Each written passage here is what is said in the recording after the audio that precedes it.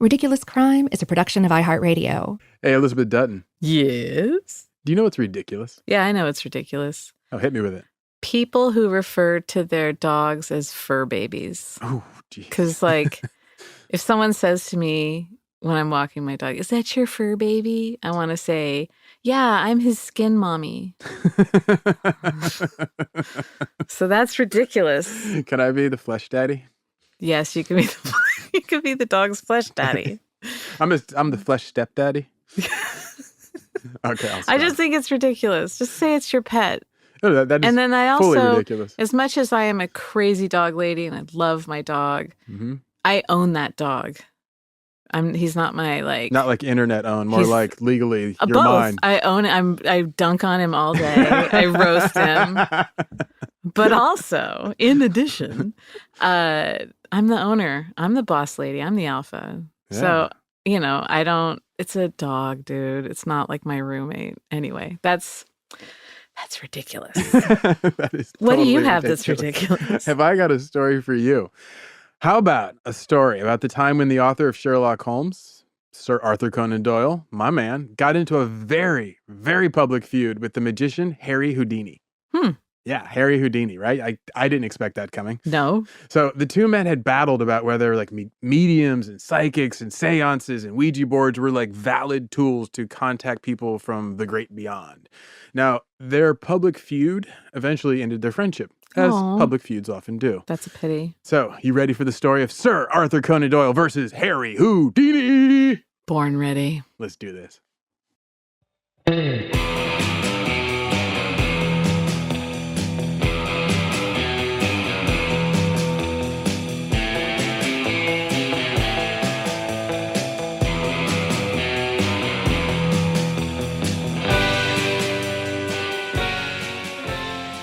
This is Ridiculous Crime, a podcast about absurd and outrageous capers, heists, and cons. It's always 99% murder-free and 100% ridiculous. Okay, first things first. We kind of need to set some ground rules or some foundational setting for this. Okay. There's a stage, Is there a rule book on this? Well, it's just basically that things were different then, even though they were the same. And I think you kind of need to understand what we are dealing with. Okay. Because if I say 1920, you're like, oh, 1920, right? Right. But there's a whole deal about 1920 that I don't think a lot of people think about, which is they had gone through World War I and the Spanish flu at the same time. Mm-hmm. Death is just hanging in the air. There's this great darkness. There's this grief. And out of that comes this need for... jazz. Yes, jazz. It's true. It is true. I'm not going to argue because that is spot on. People needed to I dance. Also just like and to bump their interrupt butts. people and say jazz. Jazz. You need to do a jazz hands the next time. All right. I'm not critiquing your style. I'm just saying. But duly noted. So out of this need for some spiritual relief and sustenance other than jazz music comes this basically spirit of the times, a zeitgeist, if you will, that had psychic life coaches and these mediums and charlatans and street theater people going and doing readings, if you will, you, sir, I have a message for you from your dead wife or whatever. So it's like in-person live action Instagram. Kind of. Well, right now... Were they peddling crystals? Well, yeah, right now we have the crystal healers, the internet witch covens, the energy body workers. A lot of tarot. Yeah, exactly. But that's all pretty much the same stuff as then. But the need for it was different then than it is now. Although with the pandemic, we're getting pretty darn close to pushing similar kind of numbers, right? Yeah. Well, that new age stuff then was called spiritualism. So this is a story about spiritualism. Okay. I'm really excited for this. Did you see the story about that LA guy who had to go and hire a psychic life coach?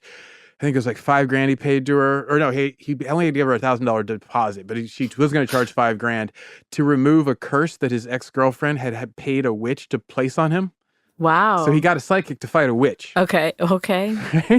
So I just thought that was emblematic of our times, but it just as easily could have been happening in the spiritualism. Completely. Is what I'm saying. Completely. So have you ever been to a psychic? No. I think I can remember at some elementary school spirit week fair, not spirit ooh, but I'm excited about school. I seem to remember there was like a psychic, and I'm sure it was highly offensive, like Roma culture. The fortune teller. Yeah, exactly, with all scars and crystal ball. Yeah, and coin earrings and stuff. But I remember they had like a tent, and you could use your tickets to go in and have your fortune read, and they put one of those red, like thin plastic fish that would curl up, and it would tell you like what that meant. You know what I'm talking about? It's like heat responsive. Yeah, it's like the paper, and you put your heat on it, and it does. And so they use that like throwing bones, essentially. Yeah, and so if you run a little hot, it curls right up. If you're, clammy handed, I don't know what. Anyway, I don't know what my fortune was. I'm sure it came true.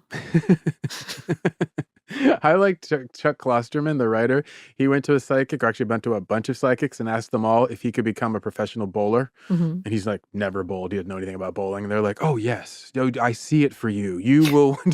So that's kind of like my take on a lot of the psychic stuff is you're pretty much going to be told what you want for money. Yeah. But that said, I do want to say straight up, I do not have an opinion of what people believe. I want everyone to believe whatever they want. The only thing that I find ridiculous in all of this is the charlatans trying to deceive people. Yeah, totally. It's not the believers. I don't have a problem with whatever you believe. It's the deceivers. Exactly. So I just wanted to say that plain as possible.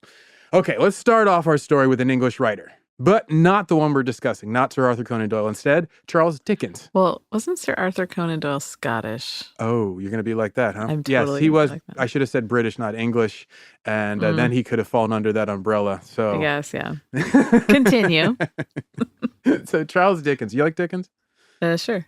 He got paid by the comma. There's a lot of commas in what That's such a former English teacher comment. I love it. Well, anyway, he's this big time spiritualist, and he believed in what was called mesmeric curses. Now, mesmeric curses were something that he thought would be a way to heal his sister-in-law's intestinal evil. Yeah, intestinal evil. We've all had intestinal evil right? At one point. Exactly. Now, he planned also to fight her intestinal evil. He would use the power of animal magnetism. Oh, wow. Right? But he wasn't like that kind of animal magnetism. And it also wasn't like, oh, I'm going to rub a magnetic rabbit on you. It was animal magnetism back then meant hypnotism. Oh, so it's sort of like your animal state, your primal. Primal magnetism. Yeah, exactly. It's like the attraction of all living things, I guess. I don't know. Sure. I'm not a spiritualist.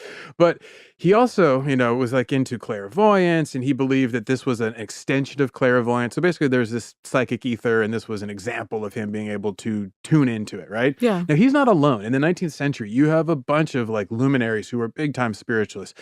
W.B. Yeats was one. Queen Victoria is one. The painter of the Scream, Edvard Munch, he was a big one. Let's see. Oh, of course, Mary Todd Lincoln, the queen, the first lady.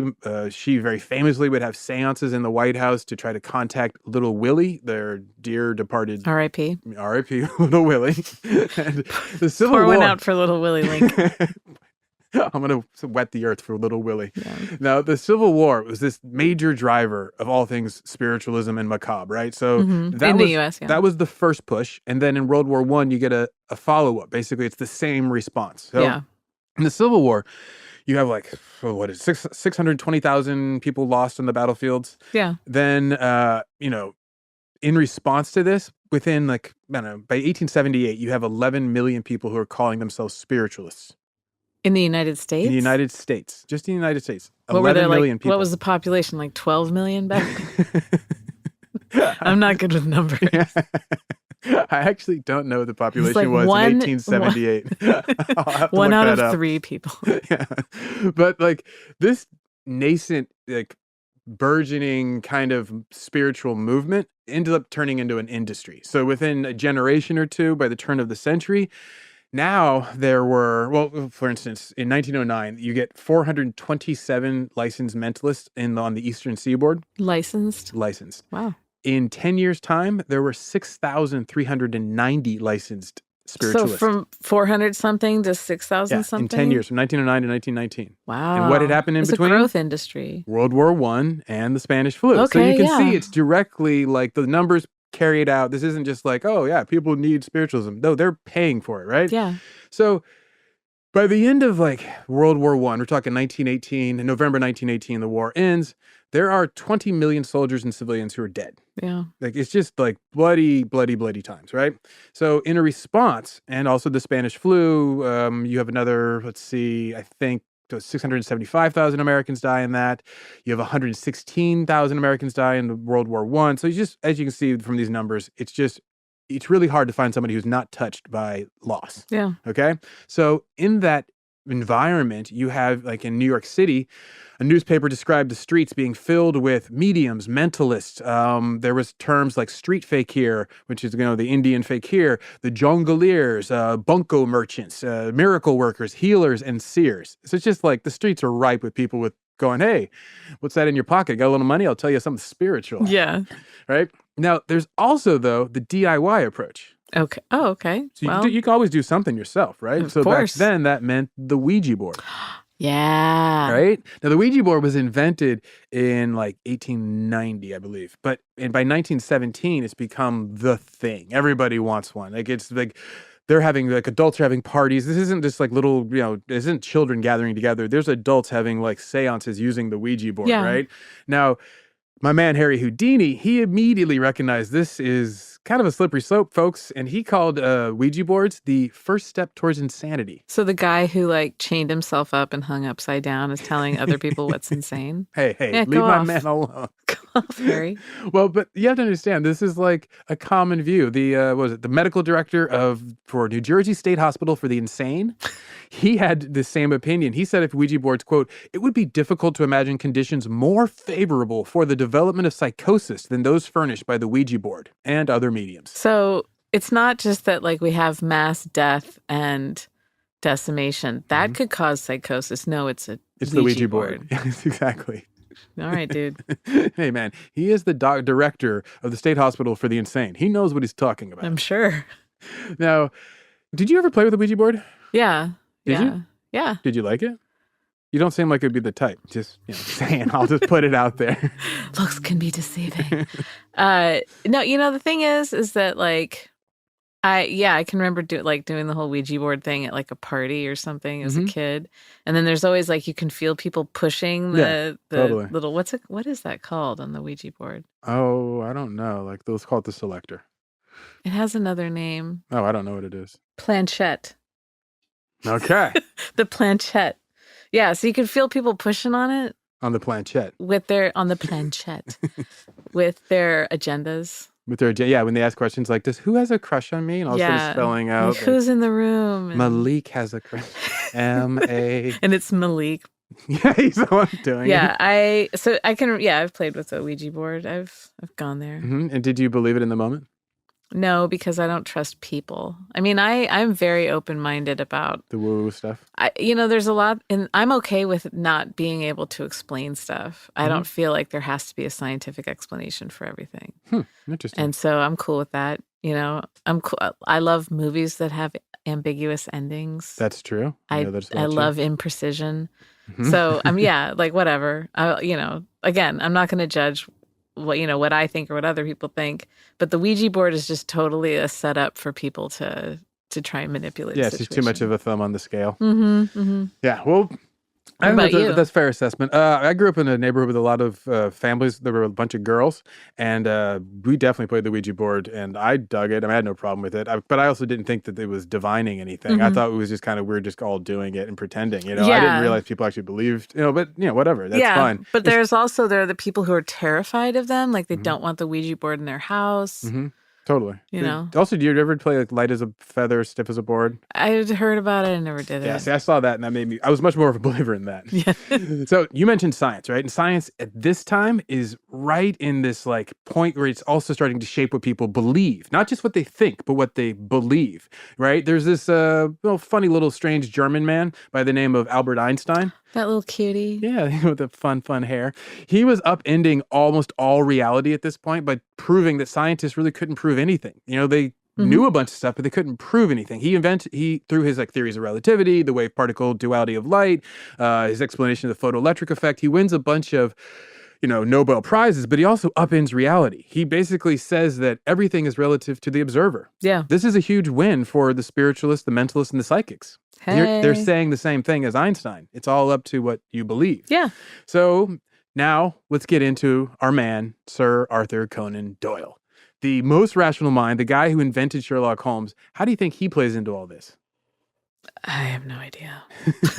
Well, Smoked a pipe, watched it. Well, he's rational, so you expect this guy to be the kind to basically be able to parse truth from fiction, to be able to analyze things and not be just swayed by emotion, right? Deductive reasoning. But he goes to prove that we are all victims of what we believe. So stick with me. Okay. Sir Arthur Conan Doyle had also had his fair share of death and disease.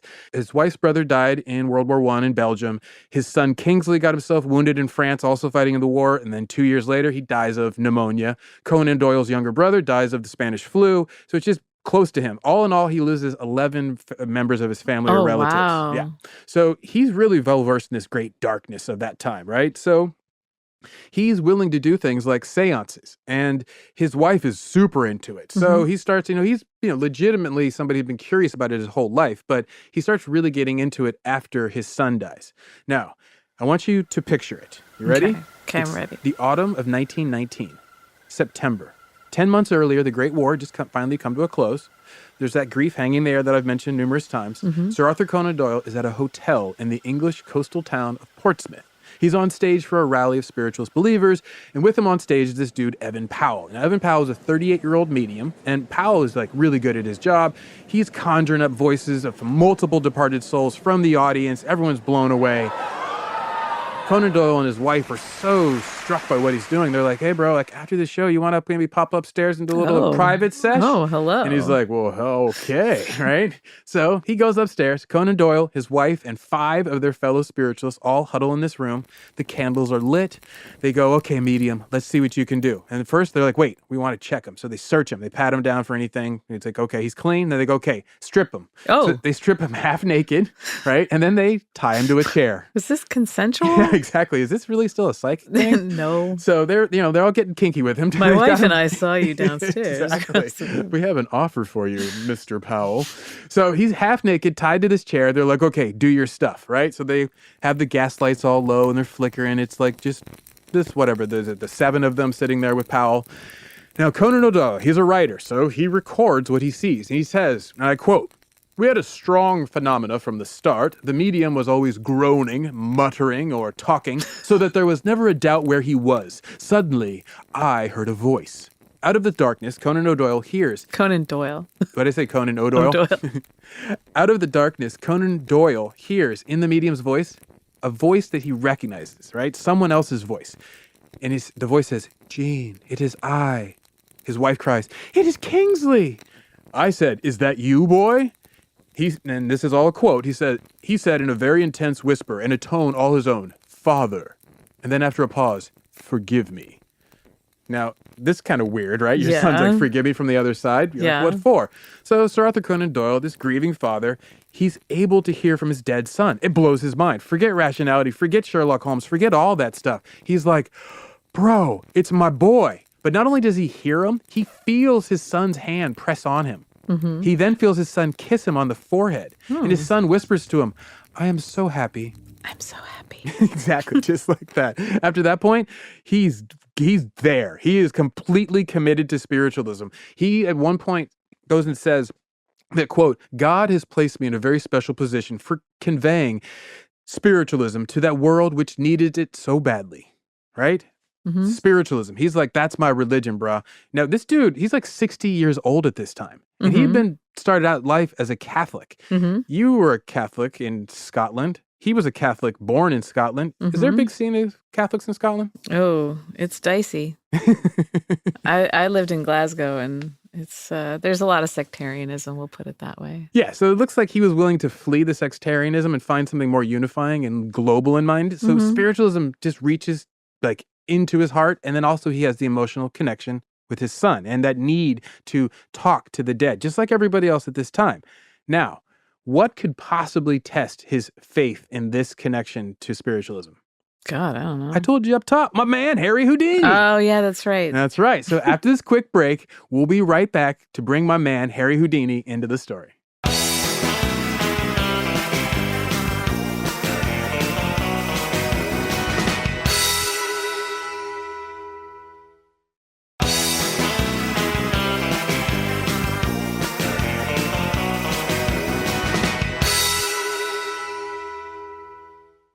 Okay, so it's 1919. Mm-hmm. Sir Arthur Conan Doyle, 60-year-old man, grieving father, lost 11 relatives, all to war, illness, and he's now thoroughly convinced that he can still speak to his dead son, if he can find the right Canadian medium to speak through. Sure. Right? Yeah. That's where we are. Now, this whole seance scene, I have to admit, the only thing I'm ever picturing when I was reading about this was Paulie Walnuts in The Sopranos in that seance scene. That Such to a me good is scene. her scene. Do you remember that scene? Yes.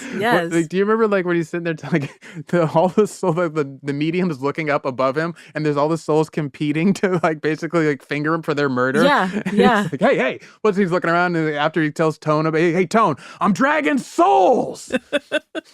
That's one of the things, that sort of recenters you when you're watching it, of imagining if that's the case, if they have all these people following them around. And that was the thing with Polly, when you saw the magnitude, the number of people, and you're just oh man. Yeah, he's put a lot of people into some serious dirt naps. Yeah.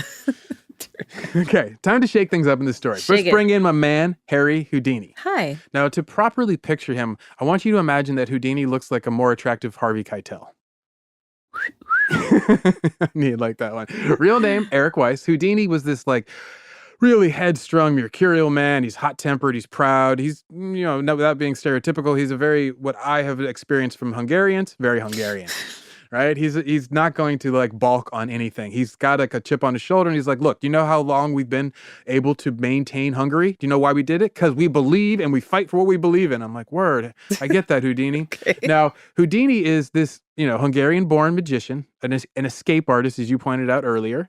He was also the president of the Society of American Magicians. Oh. Which I didn't even know in a existed. Leadership position. Exactly. He was the leader for his crew. SAM, the Society of American Magicians. As the president of the society, of course, he hates all these mediums and psychics, which make them look bad. He doesn't want the magicians and illusionists getting wrapped up in all of this.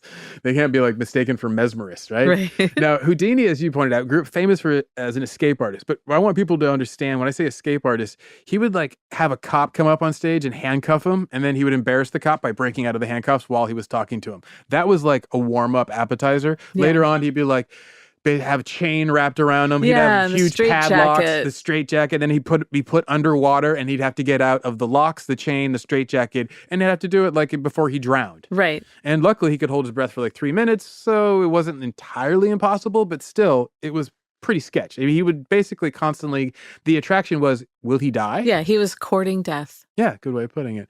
Now, one of his other tricks was once he was in Moscow. Yeah, same thing. Yeah, same thing. Just different accents. So he gets on the Siberian prison truck, and the key is only he gets locked up in the Siberian prison truck, and if he can't get out, he has to go all the way to a Siberian prison where the only key to the lock is. Okay. Of course, he got out. Well, yeah, because we didn't hear about him being stuck in a Siberian prison for the rest of his life. No, he's not Solzhenitsyn. So Houdini, he also wrote a book about himself called Houdini, A Magician Among the Spirits. And in it, I'm going to quote a couple times from it. He said, yes, I associated myself with mediums. At the time, I appreciated the fact that I surprised my clients, but while aware of the fact that I was deceiving them, I did not see or understand the seriousness of trifling with such sacred sentimentality and the baneful results which inevitably followed. To me, it was a lark. So basically, he used to con the gullible and then has this crisis of conscience, starts to feel bad, and he decides to become a white hat hacker of magicians. He's I'm going to sheepdog the flock as opposed to being a wolf. Yeah. Therefore, this kind of sets him up to run counter to Sir Arthur Conan Doyle, who, in Houdini's world, is basically, grifting the sheep. Yeah, yeah. So Houdini has warned everybody, and there's another quote of his, whenever any of these alleged spiritual mediums tell you that they have supernatural aid, you may safely set them down as frauds. My trick is merely a matter of sleight of hand. So what he's trying to basically prove is that after his years of, quote, having taken the spondylix, which is his name for the rubes, in with his deceptions, he really now understands that people are hurting. He gets that this is a dark time. He says, quote, the times hungered for something. A war memorial had appeared in every town, and many people naturally sought some divine solace for their grief.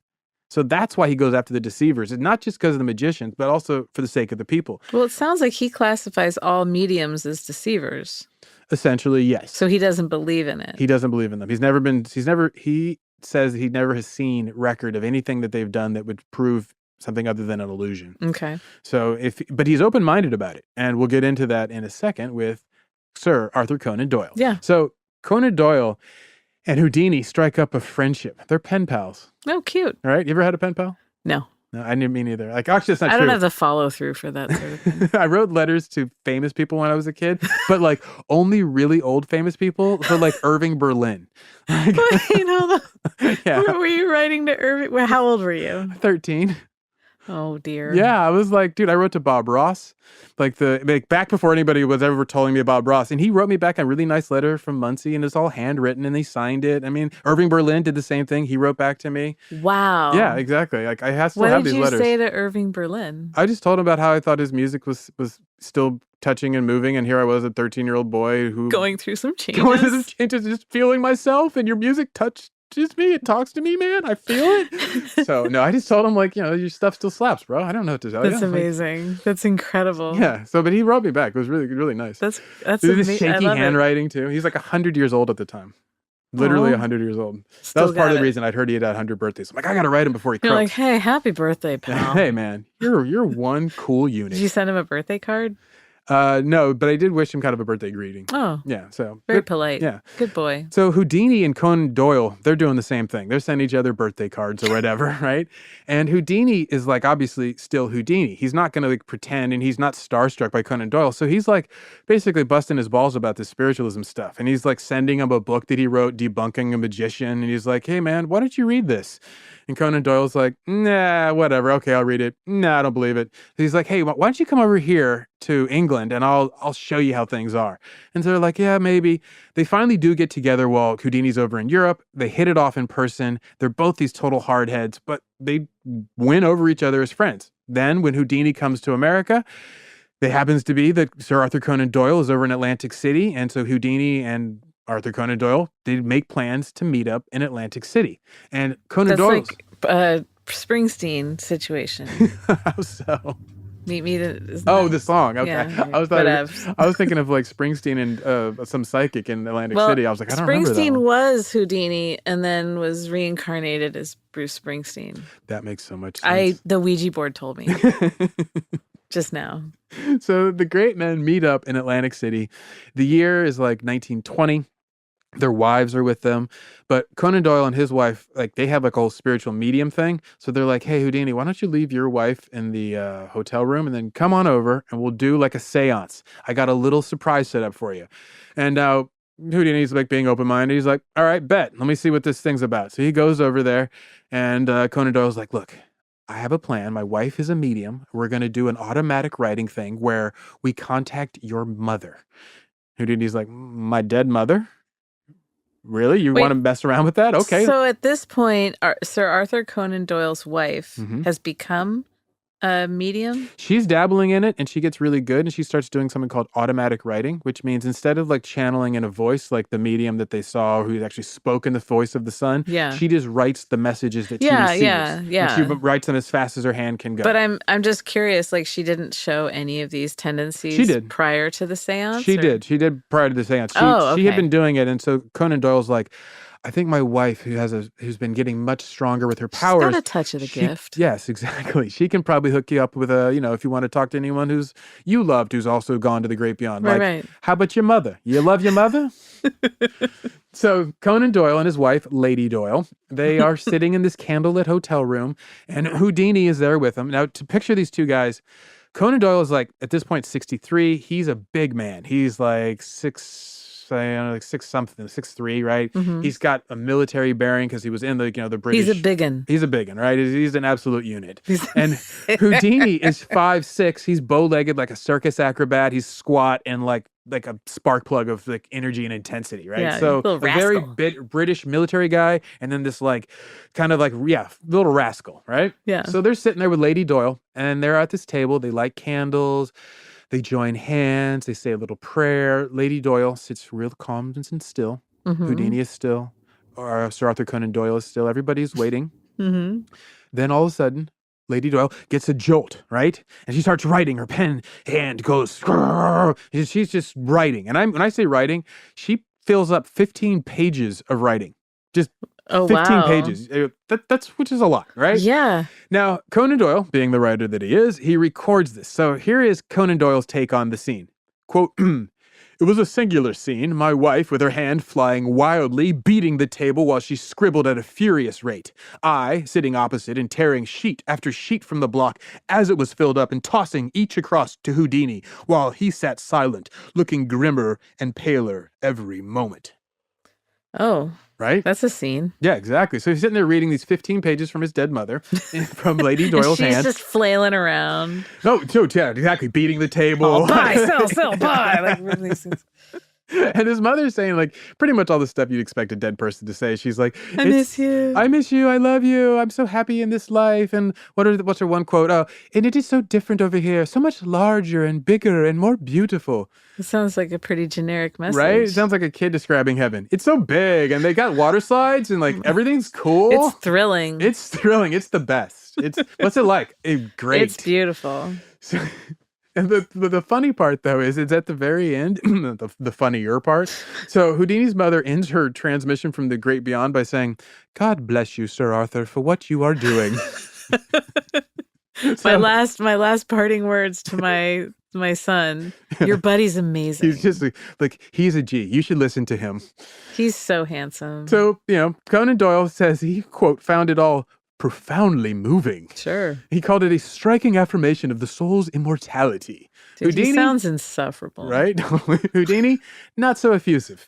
He was like, yeah, whatever. So Conan Doyle goes forward to the press. He's like, "I have convinced Houdini, the great Houdini, that spiritualism is real. Go and ask him and he will tell you all." So some news reporter's like, "Hey, Houdini, we heard from Conan Doyle that you believe spiritualism is real. What's up, bro?" And he's like, "Ha ha ha ha ha. He told you what?"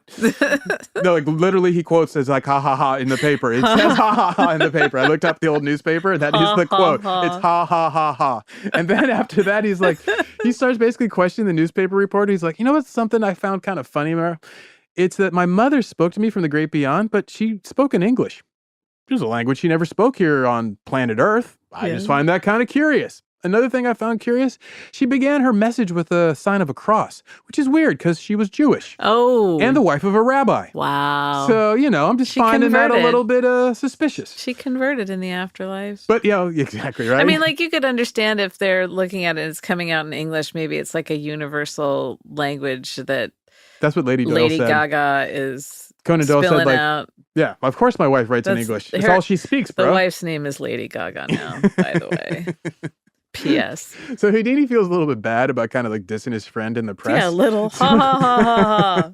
What that bro say? So he's like, "All right, let me write a letter to Conan Doyle." And I quote, "I know you are honorable and sincere and think I owe you an explanation regarding the letter I received through the hands of Lady Doyle. I was heartily in accord and sympathy at that seance, but the letter was written entirely in English, and my sainted mother could not read, write, or speak the English language. I did not care to discuss it at the time because my emotions in trying to sense the presence of my mother, if there was such a thing possible, kept me quiet until time passed and I could give it the proper deduction. I trust my clearing up the seance from my point of view is satisfactory and that you do not harbor any ill feeling, because I hold both Lady Doyle and yourself in the highest esteem. I know you treat this as a religion, but personally I cannot do so, for up to the present time and with all my experiences, I have never seen or heard anything that could really convert me."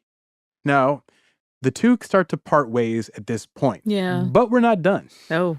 A year later, Conan Doyle decides that spiritualism, quote, is God's most important message to the world. He's doubling down hardcore, right? The next year, Houdini publishes that book that I told you about, Houdini, a magician among the spirits. Yeah. He sends a book to Sir Arthur Conan Doyle. And, well, I want to put it this way.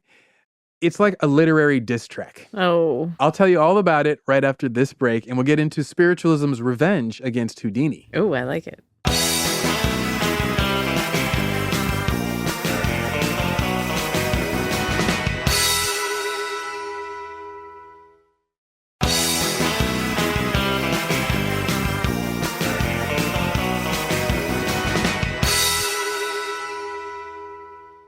Okay. It's 1924. Houdini puts out his book, Houdini, A Magician Among the Spirits.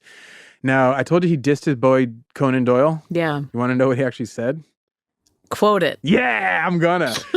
Quote, spiritualism has claimed among its followers numbers of brilliant minds. Whether these great minds have been misdirected, whether they have followed the subject because they were convinced fully of its truth, or whether they have been successfully hoodwinked by some fraudulent medium are matters of conjecture and opinion. One such is Sir Arthur Conan Doyle. It is impossible not to respect the belief of this great author who has wholeheartedly and unflinchingly thrown his life and soul into the conversion of unbelievers. Sir Arthur believes in his great mind there is no doubt.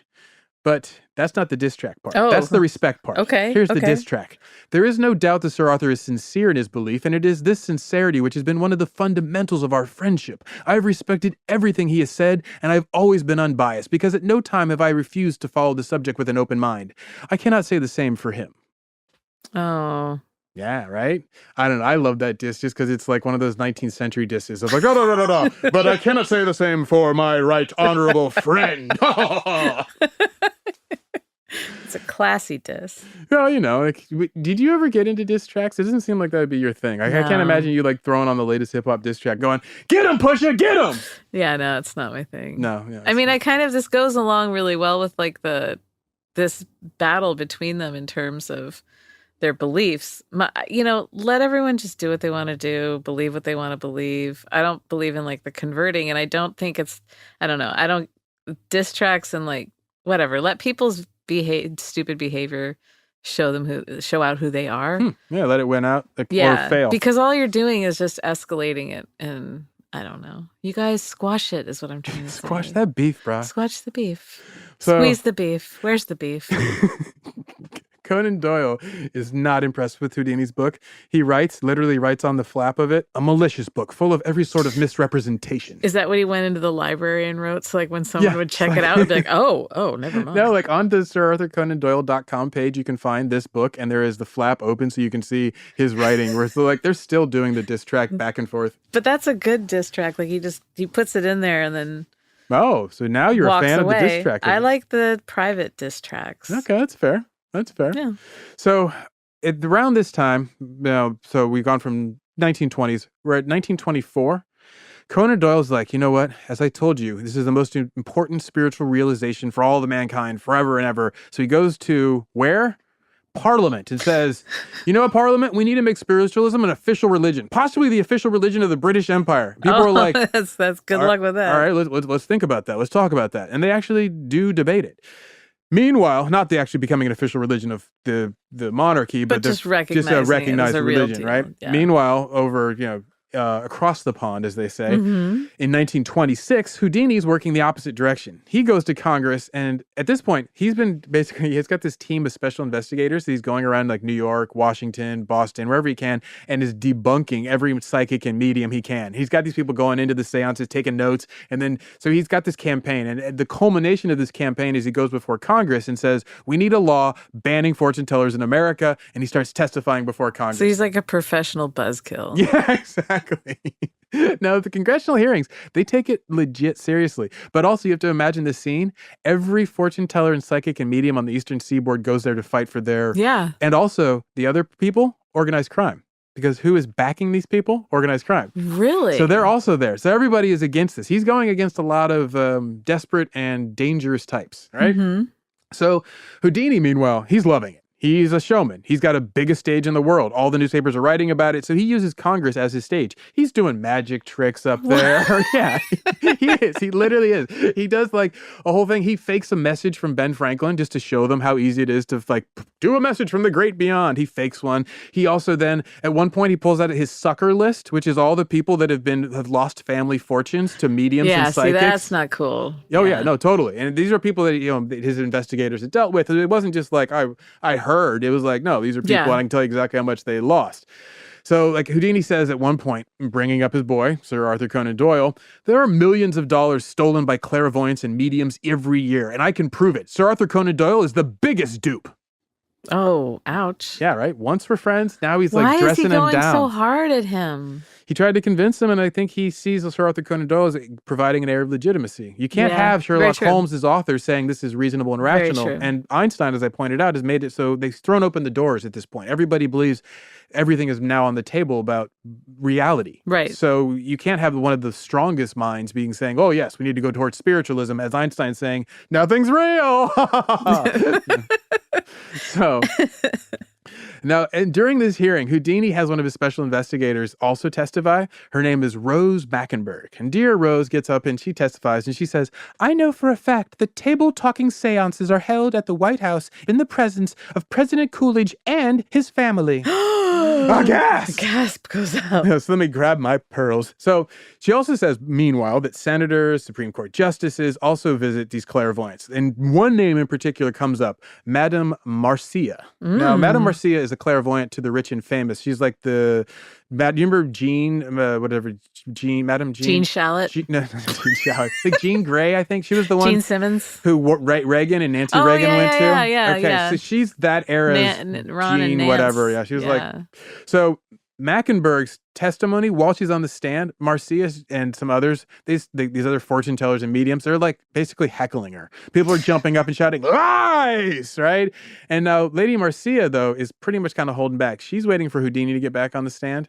And while Houdini's on the stand, this was like in the newspapers. I was reading old newspapers about this. The accounts were insane. So he's up on the stand doing his routine, just amusing himself, amusing Congress, mocking everybody. And he pulls out an envelope with 10 large in it. He's like, this $10,000 will go to any medium who can prove any sensation of perception or any of that stuff y'all claim to be able to do. And if I can't like dispute it or prove it to be a sham, I will give you this $10,000.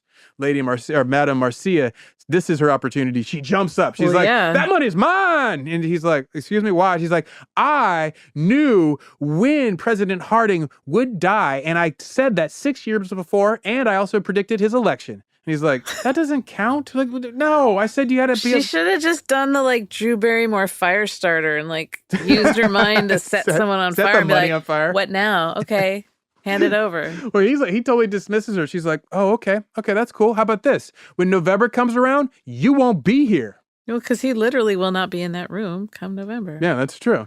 Well, despite 10,000 doll hairs. Despite of all of Houdini's best efforts, this bill to ban fortune tellers, it almost passes. It misses by a few votes. He literally like almost changes American law. But anyway, November comes around and Houdini drops dead.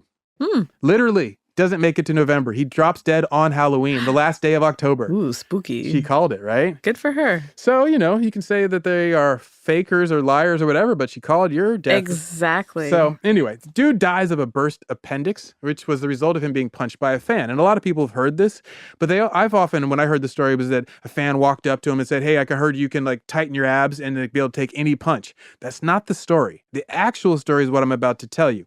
He was in Montreal and he was like giving a bunch of performances. He invites all these students from McGill University backstage to talk to him. He wants to, basically appeal to the young minds about like, look, be rational. Do not believe all this hoodoo voodoo stuff. Yeah. And they're like, okay. Well, tell us more, Houdini. And so while he's sitting there, he had hurt his ankle earlier, so he's laying down on a couch. One of the students, this dude named J. Gordon Whitehead. J. Gordon Whitehead's like, bruh, I heard you can be punched in the stomach and it's like not even a problem for you. He's like, yeah, that's true. And he starts punching him before he can even flex up. And one of the witnesses said that, quote, Whitehead punched Houdini with 4 or 5 terribly forcible, deliberate, well-directed blows to his gut.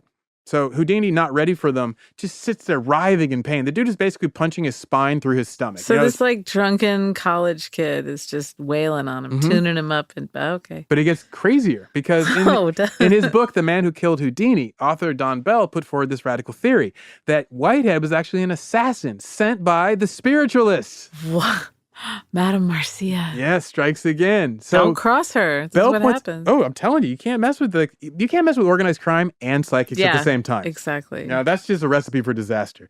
Anyway, so at the time, Bell points out that all these people said that this dude Whitehead had been basically on the hunt for Houdini, going all around Montreal, going, "You seen Houdini? Who was Houdini here? I heard Houdini was here. Y'all seen him?" And but so like sometimes when you talk about Houdini, I'm imagining like the 80s group. But go ahead. They're late to the stage. Have you seen Where's Houdini? It's just a frazzled manager. But hey, where's Levert? Has anyone seen Okay, so at this point, Houdini, he dies from the blows in his burst appendix. A couple years later, actually 4 years later, Conan Doyle joins his friend on the other side. He also dies. Now, when Conan Doyle dies, the New York Times writes an obituary and they quote him, and I quote, Yes. I pledge my honor that spiritualism is true, and I know that spiritualism is infinitely more important than literature, art, politics, or in fact, anything in the world. Wow. Right? Dude went down. He doubled down all the way and just rode that, committed to the bit, rode it to the end. Anyway, during his memorial service, a medium, because there were plenty of mediums there at his funeral, they reported seeing Sir Arthur Conan Doyle at his own funeral. Sure. They're like, oh, look, there he is right there. And then the clairvoyant goes, and he told me a message. I'll write it down. I wrote down a little piece of paper. Here you go, Mrs. Lady Doyle. Give me $20,000. Miss Lady Doyle was like, this is definitely my husband.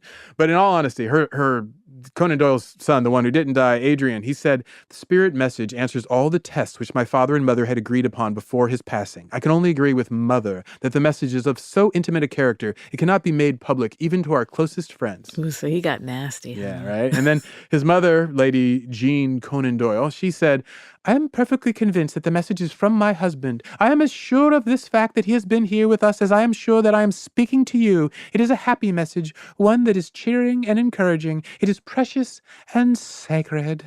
Well, it's nice. I mean, whether it's true or not, it gives her great comfort. So True. Giving Conan Doyle his last final words, I give you one quote more for him. He said, we who believe in the psychic revelation and who appreciate that a perception of these things is of the utmost importance certainly have hurled ourselves against the obstinacy of our time. Possibly we have allowed some of our lives to be gnawed away in what for the moment seemed a vain and thankless quest. Only the future can show whether the sacrifice was worth it. So the question is, was the sacrifice worth it?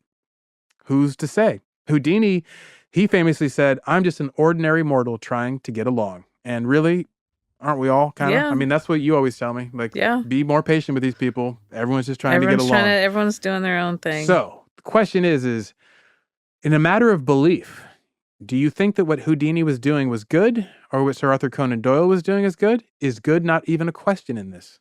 Well, I think that, like, in terms of, it seems like a lot of, I'd say, the bulk of Houdini's motivations seem to be protecting people from criminals. Mm-hmm. And that's where our crime is, of these like ridiculous criminals who are preying upon people. Charlatans, yeah. In a really vulnerable time. And so I can get with that, like weed out the criminals. Mm-hmm. But I think that there was also, I gather from what you've been telling me that Houdini also kind of wants to be right and tell people what to do. Yeah. And so I think if you can protect people from being scammed by these con artists, that's one thing. But if you're devaluing their experience, I'll tell you a little quick story about the time I was a psychic. Wait, you were a psychic? Yeah, in the early days of AOL. Okay. You know how they had all those chat rooms? Mm-hmm. And my brother and I, and then we got my mom involved in it too. We used to start this chat room called Toady 3000, and I don't know how we came up with the name, but we said we were a psychic cat. And a psychic cat? Yeah, and people would come in. Who could type?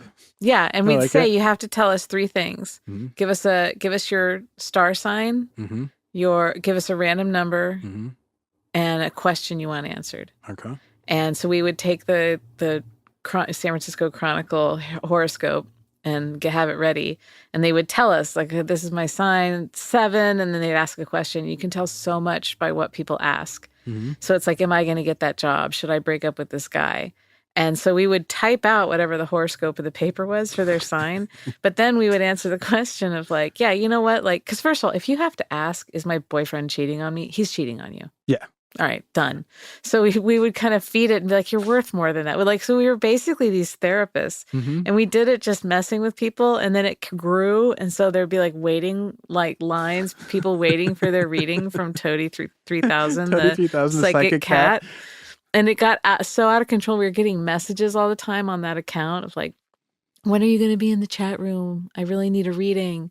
Now, we weren't charging any money, but a lot of times we were just talking people through really crap situations.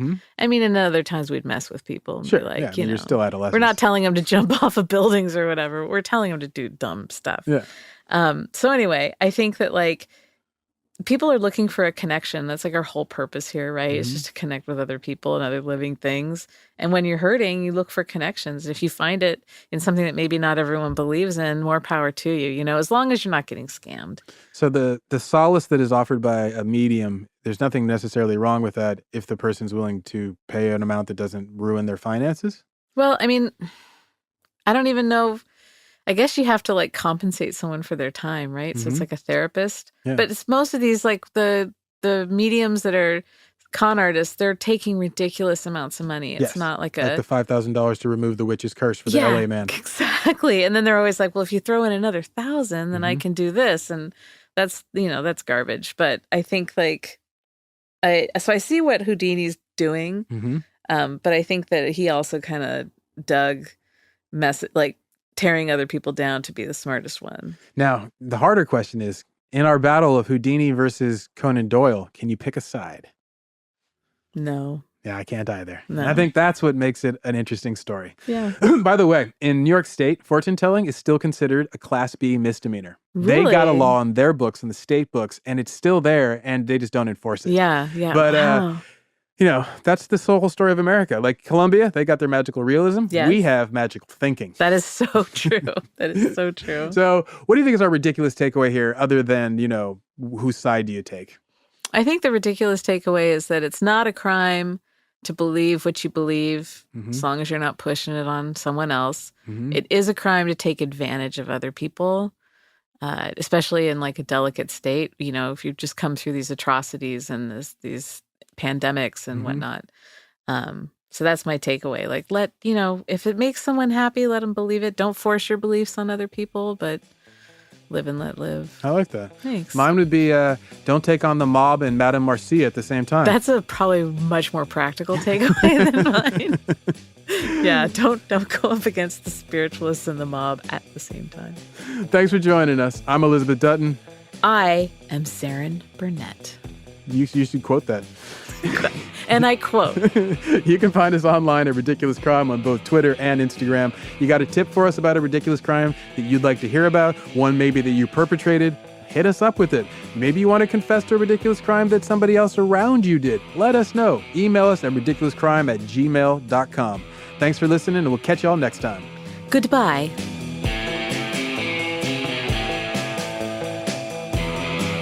Ridiculous Crime is hosted by Elizabeth Dutton and Zaron Burnett. Produced and edited by the grand mesmerist Dave Kustin. Research is by the all-seeing eye of Lady Marissa Brown. The theme song is by Voodoo Daddy Thomas Lee and the Witch Doctor Travis Dutton.